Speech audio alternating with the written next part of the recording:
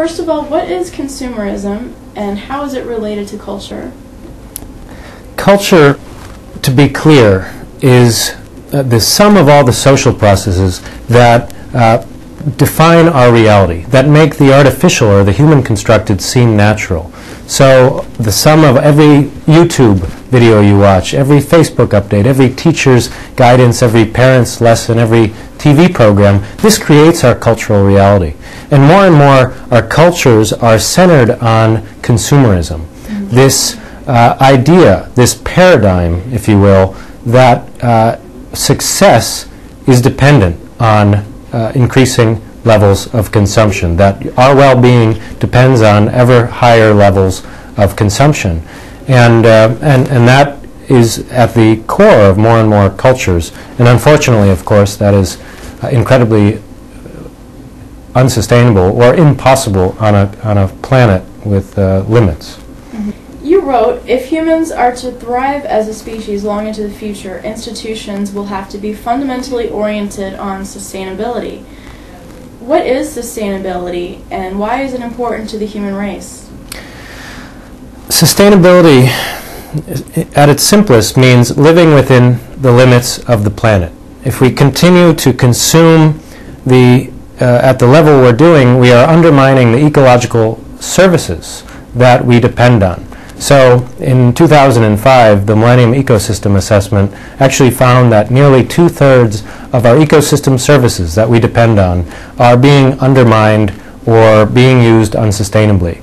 And ecosystem services include everything from pollination to fresh water to climate regulation. Right? We think of the climate change as the one major problem that is undermining or potentially could undermine human civilization. But in reality, it's just one of 24 ecological system services that we depend on for our ability to survive. So the problem is much deeper than just climate change. And so that means the solution has to be much deeper than simply addressing CO2 emissions or methane emissions. We have to go back even further to the root cause, which is cultural systems that stimulate ever higher levels of consumption. As you state in one of your articles, a consumerist mentality is very much ingrained in the culture of most of the world. Where does the average person begin to combat centuries of consumerist culture? This is a very important question, the question of how does the individual act to combat consumerism. And typically, unfortunately, the answer is often you can change your light bulbs or you can improve your car or these kind of self-centered, self-focused consumption pattern changes. But ultimately, for those who understand how close we are to an ecological decline, we need to take it upon ourselves to intentionally and proactively change cultures so that living sustainably tomorrow feels as natural as living as a consumer feels today. So what that means is the book, State of the World, is structured on this question of how do we change cultures to be more sustainable, and then answers it by describing 6 institutions that are central in shaping cultures: education and business, government and the media, social movements, and traditions. All of these can be used intentionally to change cultures and have been, unfortunately, to stimulate consumerism, to actually create the problem that is now at the root of our current crisis. So to get to the point, the individual has a role, has influence over all of these institutions. For me, I'm a writer and a researcher, so I can shape ideas of in the community of policymakers and other ideas. A teacher can be changing the curriculum in his or her classroom so that children understand their dependence on a functioning ecosystem, on a living planet system.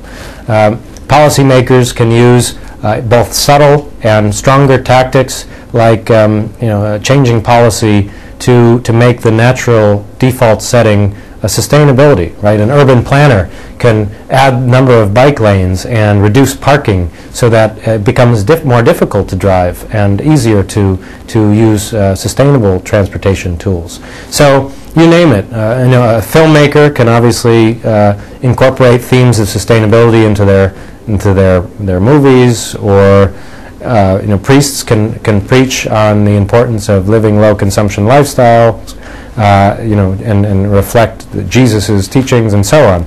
So all of us have many different roles in our lives and have influence over many different institutions.